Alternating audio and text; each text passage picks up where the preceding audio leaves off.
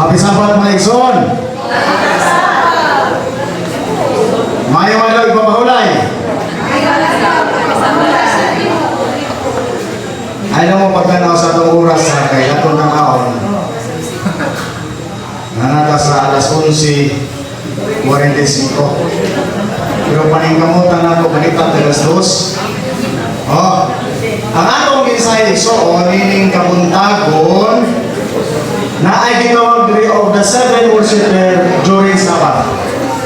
Kani siya nga mensahe wala ni nagpasabot nga nanggo kundi nagmensahe ni nga kung naaman taniani nga makorek ang ato nga ginahimo matag adlaw ipapahulay. Unsa may ingon? First, hingatugon worshiper. Panahon sa simba matuog nganuan kimura bitaw buwa sa espiritu ng musimba wala sa kadasi. Posible siguro na natuog siya ng gabi dugay tayo. Posible siguro na dili sa ganahan maminaw sa pulong sa Dios o dili gani kuhaon sa yawa ang iyang pagpaminaw sa pulong sa Dios o niya unsa man hapon-hapon na iyan ay tingkoy o ang iyang o aron makato. Asa? Una, hingatugon worshiper. Sunod, unsa man siya? Diha sa pagsimba, dili na dili sa ato, ako dili halos sa tanang simbahan, doon na gawin mga kaigsunan ngayon ani. Unsa man siya? Timekeeper worshiper. Kana kita magsige lang huna-huna, kaya na niyan. Naman oy, dugay na kayo, hapit sa oras ko, gutom na kayo. Muna siya, naani sa katay pa worshiper sa ato nga church. Kung naam gani, kung ikaw nani, makorek ang imong kaugalingon diha ang mamausap. Sunod, ikaw siya rin. Saan siya? Doon na po'y manimbahay nga magsige lang po ng amin. Wapa kayo mahuman, amin na yun kayo, amin na pusog pa yun kayo. No? Kada human istorya sa speaker, amin. Kada human sa speaker, amin. Ang speaker usahay maglibo kung sa pondan mo na siguro pa nila kung nagsige naman din amin. No? Kada magsige amin ba yung magsiglan ako bitaw sa oras? Magkuyog biya na sila. Doon ay mga manimbahay na limanani. Pala, amin. Ang ikaw pa, itong saman. Kanya, ang saman siya. Gitawag din siya o spectator worshiper. Wala lang, tanaw lang sila. Tanaw lang sa palibot. Muna din siya. Gitawag o spectator worshiper. Huwag pakialam. Sunod. Saman siya. Gitawag din siya o fault finder worshiper. Doon ay manimbahay, doon ay katawhan sa Diyos nga mosimba na sa simbahan ang ipaidapulos lang yun sa iyo sa mga kaigsuonan. Bisan asa ta kasimbahan igsuon, naalis yan na klase ng mga manimbahay. Kanang magsige lang o pangita o sayop sa uban. Usahay, bisan gani ang isuot, tanawon pa. Tanaw speaker sa may yung isuot, wak man makaroon plancha. Speaker sa tanaw ko speaker sa may yung isuot. Hiwi man yung milyo. Doon na po yung mga tao, mga ayunan na manimahay, yung magsige na po yung pamantay siya ng isuonan. Sunod. Gani. Emotional worshiper. Doon na yung mga katawhan sa Diyos, si mga emotional kayo, mga batikan niyo, ba't ka nang sakit siyang kaugalingon. Wala na, inanimukit ang simbahan. Ano man, kaya mo, nasakitan siya. Dili siya ganahan nga, kanang sultihan.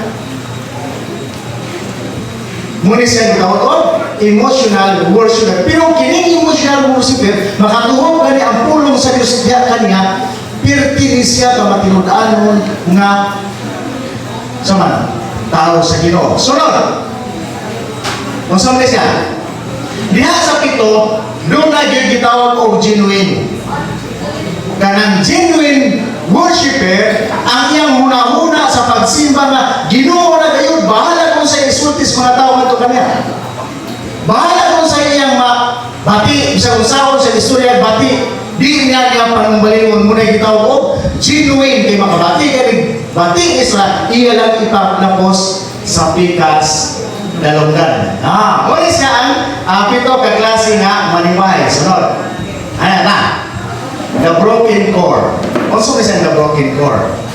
Ingon siya, broken, violently separated into parts. Kung saan siya? Kanang gipugos siya pagkuha parehas ikaw ng gimahal kaayo nimo nga mga butang. Ibo siyang gigugma unya giilog diha kanimo kay nagustuhan man og lain. Unsa may imong mation?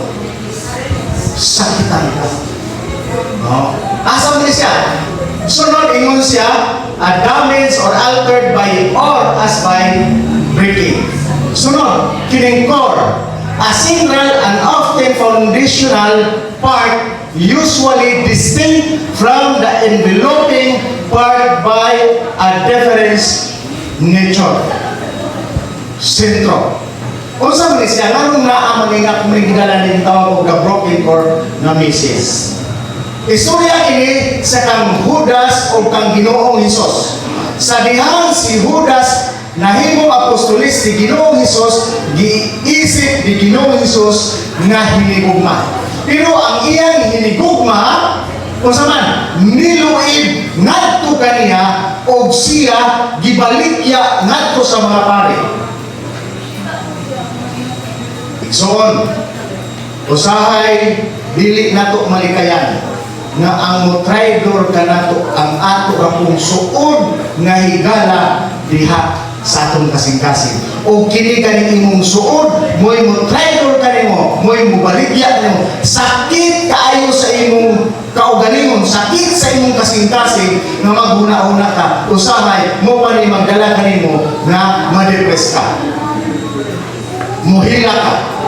Imo ka nang magbasa diha sa Mateo 26:47 ngadto sa 56. Ato masabi yun siya.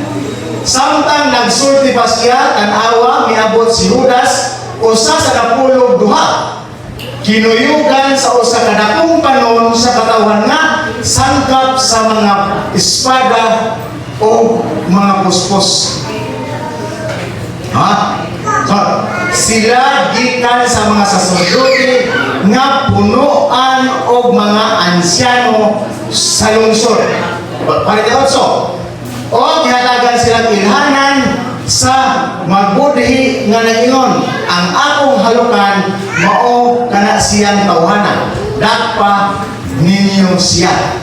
Pariteotso. Og siya ni dool dayon kang Hesus og ningon kanya, magtutudlo, kumusta ka? Og iyang gihadkan siya. Magtutudlo, gitahod isa, magtutudlo, kumusta ka? Pero, tanawa, og si Hesus ningon kanya, higala, nganong aniata. Si Judas na iyang apostolis, wala lamang, dili lamang sa apostolis, kundi giisip pag siya ni Ginoong Hesus nga higala. Bisan man doon o nag-ibaw na ang Ginoo na muna mahitabo kanya, pero iyang gipa-feel ni Judas nga siya giisip sa Diyos nga iyang higala. O gidool sila o si Hesus ilang gigunitan o gidato.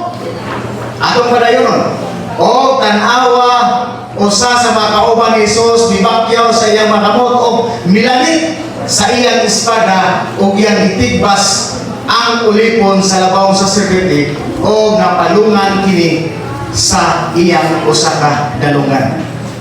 Kuha siya yung lalong ayos siya bisa napalungan na o imong laing version nakuhaan o dungan.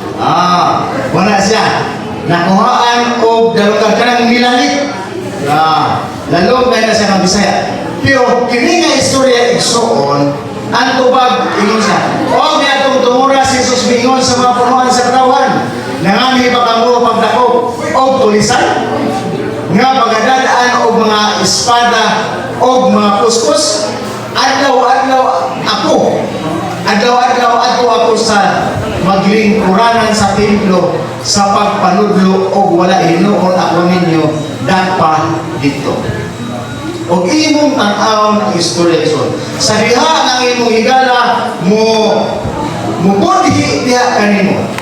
Sa diha ngayang gibudhian si Ginoong Hesus, nagdala pa gyud sila og daghang mga tao ang panon ng mga tao pagdakop lang sa usa ka tawo. Matang giingon si Ginoong Hesus na ninganhi pa kamo aron pagdakop og tulisan kay nganuman kay nakita niya pirti naghanas mga tao nga nikuyog ni Judas nagdalag mga puspos o mga espada. Kung imo tanaw ni Soon sa 50 sa siya, apan nakahibalo kining tanan aron matuman nga ang mga gisulat sa propeta iyang gisultihan sila nga kini matuman ang gisulat sa mga propeta pag sa diha nadako na si Jesus sa dihang gidakop na siya tanawa kung sa may hinungdan sa iyang apostoles unya mitalikod kaniya ang tanang mga tinunan ug nalalagib. Ikaw igsuon imong giisip na suod kayo nga mga higala ni mga tawana unya imong giisip nga panahon sa mga kalisanan kini sila mo'y mutabang diha kanimo bisan pa man muhupay unta sa imong gibati. Unsa ka sakit ang imong giisip nga higala nga mubiya diha kanimo? O unsa ka sakit ang imong giisip nga suod nga higala mo traidor diha kanimo? Sakit kaayo pamation sa bahin ni Ginoong Hesus nga unta ang iyang giisip nga mga higala nga iyang mga apostoles mitalikod ngadto kaniya.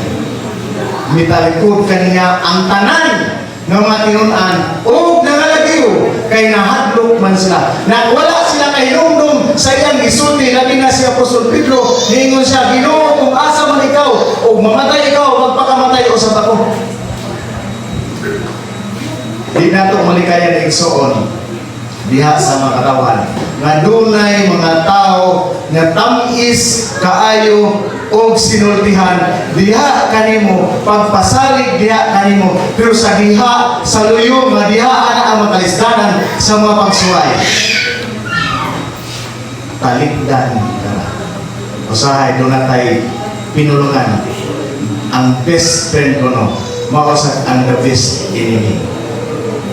Munang dunay tambag igsuon o duna gani kay mga sikreto sa imong kinabuhi ayaw isulti sa imong best friend kay once sa imong isulti sa imong best friend posible kung mag-away mo ang tanan nimo nga binuhatan ipanabi na ngadto sa mga tao kay nga naman naglagot man na diha kanimo muna og mas maayo o duna tay mga problema hinanaing sa atong kaugalingon duol ta katos Ginoo kay ang Ginoo andam maminaw kanato bisan pa man og talibdan ta sa atong mga suod nga mga higala naa ang Dios andam maminaw kanato. So, ingon siya, doon nag-isulti si Mrs. White, ingon siya, yet when Judas joined the disciples, he was not insensible to the beauty of the character of Christ. He felt the influence of a divine power which was drawing souls to the Savior. The Savior read the heart of Judas. Ang Ginoo iyang gibasa o gitanaw ang atong kasing-kasing mausap iyang gitanaw ang kasing-kasing ni Judas. He knew the depths of iniquity to which unless delivered by the grace of God Judas would sin. So, ingon siya, in connecting this man with himself, he placed him where he might day by day be brought in contact with outflowing of his own unselfish love. Buo ni Ginoong Hesus ang iyang walay kinutuban o walay kondisyon nga gugma dito kang Judas. If he would open his heart to Christ, divine grace would banish the demon of selfishness. Kung giablihan pa lang ni Judas ang iyang kasing-kasing ngadto kang Ginoong Hesus, mawala og nakatong iyang dautan sa iyang kasing-kasing. And even Judas might become the subject of the kingdom of God.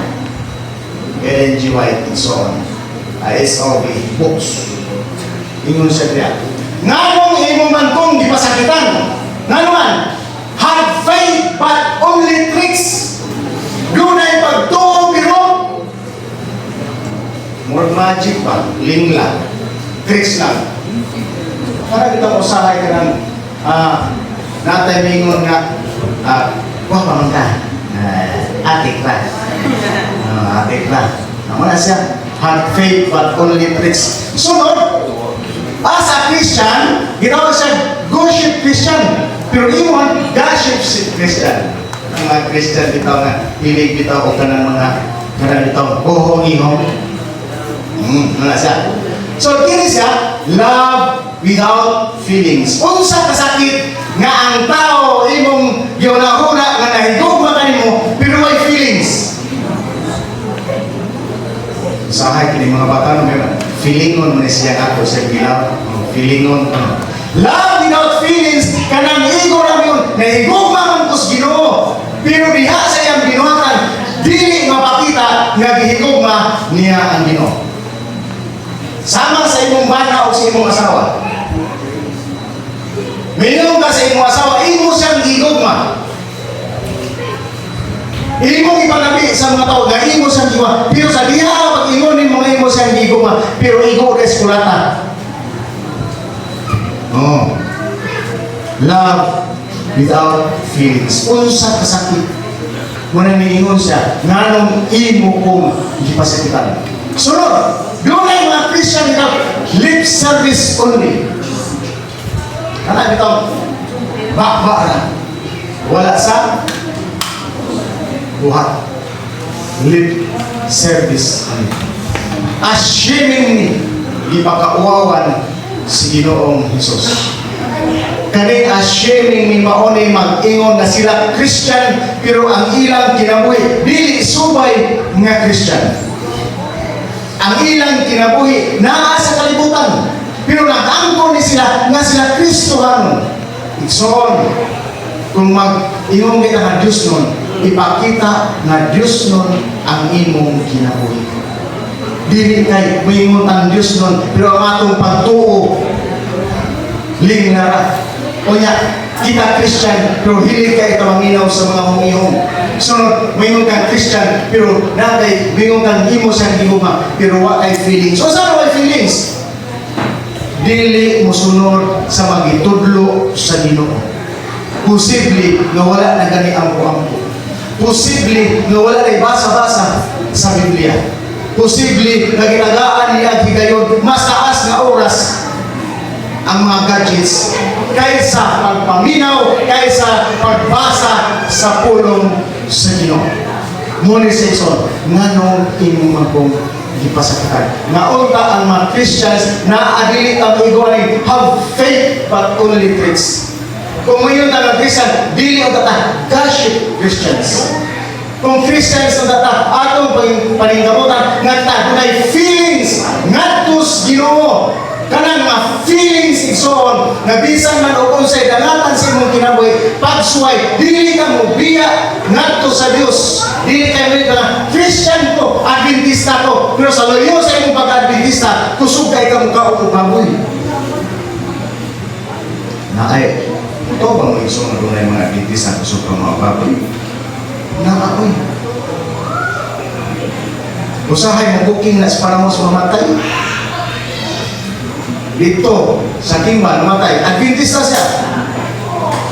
Oh. Nag-service mo dito gabi. Dito na booking. Ang binawatan naman. Adventist, pero kusog pa mukhaon o humba, hantod na matay.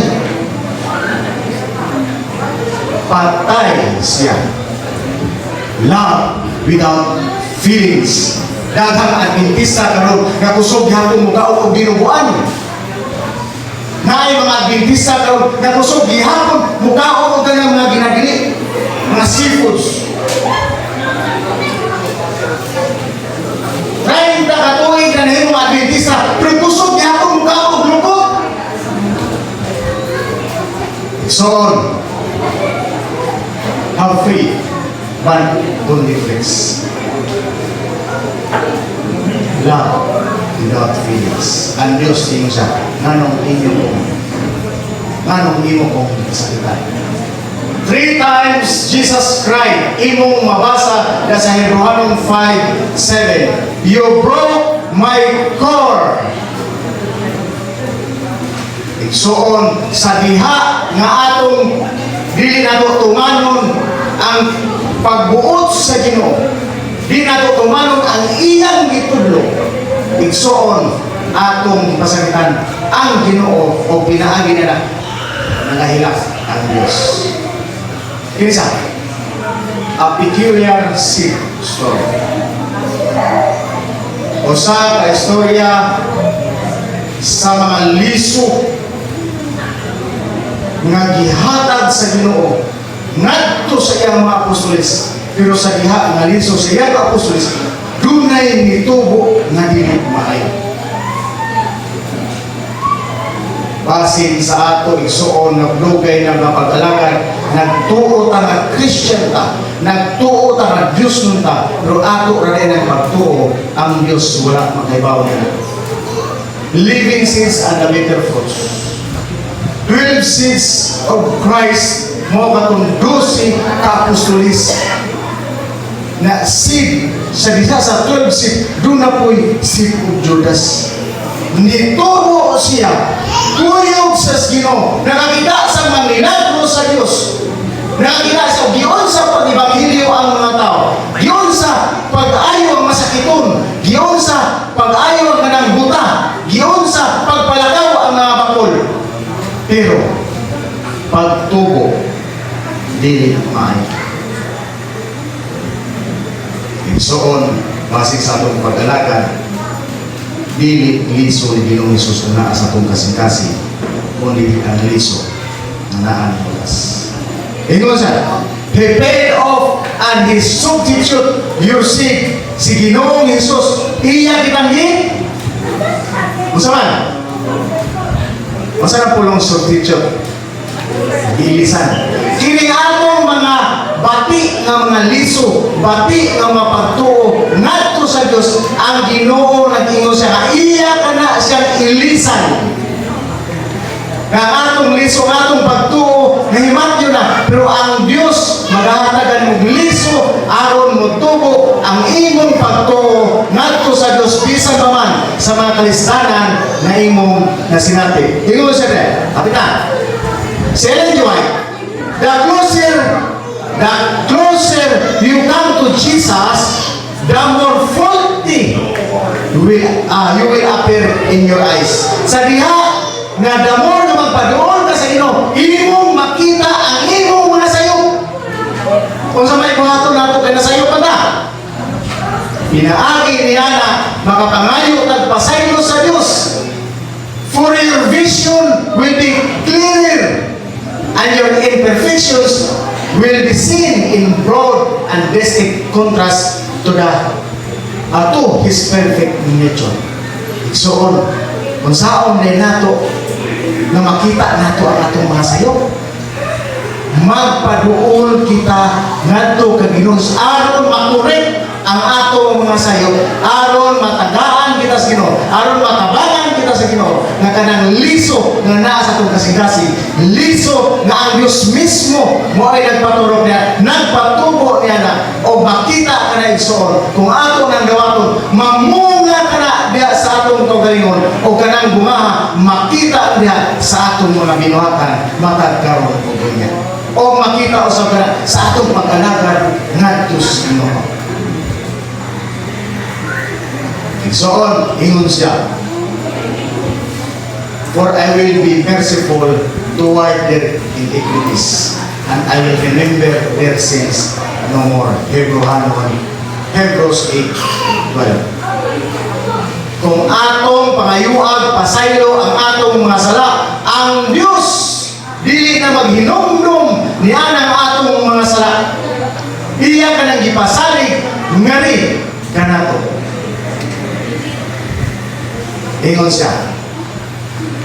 John 1 John 1:9, if we confess our sins, He is faithful and just and will forgive us our sins and purify us from all unrighteousness. Iman-an lang natin igsuon, aron ma-purify, aron ta mga pasaylo sa atong masala, aron ang kunon nga kita nakasala ngadto sa Dios, o ato usab nga ang kunon nga kita nakasala ngadto sa atong isigataw, aron kita makaibaw nga kita nakasala, makapangayo kag pasaylo ngadto sa atong isigataw. Dili pwede nga mangayo kag pasaylo ngadto sa Dios, pero dili ka mangayo pasaylo ngadto sa imong isigataw. Kung dunay tao nga nakasala kanimo, kung dunay tao nga ikaw nakasala kanya, ipaubos ang imong kaugalingon pangayo pasaylo, aron nawaton sa Ginoo ang ato usab nga pagpasaylo ngadto kanya, kay dili ta mangayo kag pasaylo diretso sa Ginoo, pero dili ta kapasaylo sa atong isig tao, ang atong pagpangayo pasaylo dili gawaton sa Dios. If we confess our sins, kanang confess our sins, ang kunon nga kita nakasa, o kita usab may pasaylo ngadto sa atong isigataw. And He is faithful and just, and will forgive our sins and purify us from all unrighteousness. Sa Daniel 9:9 sa ibasa sa Bangison na, siya, the Lord our God is merciful and forgiving, even though we have rebelled against Him. Your transgressions for my own sake, and remember your sins no more. Happy Sabbath, Amen.